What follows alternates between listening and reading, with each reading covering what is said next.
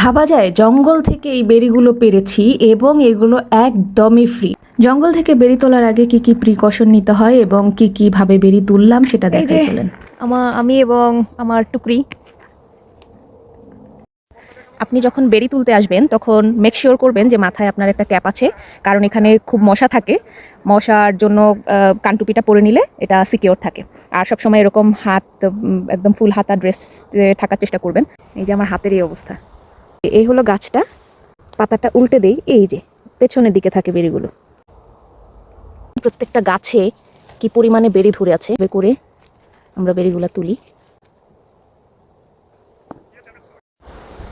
এই যে এই যন্ত্রটা দিয়ে হলো আরো চমৎকার করে তোলা যায়, সেটা আমি এখন ভিডিও দেখাবো।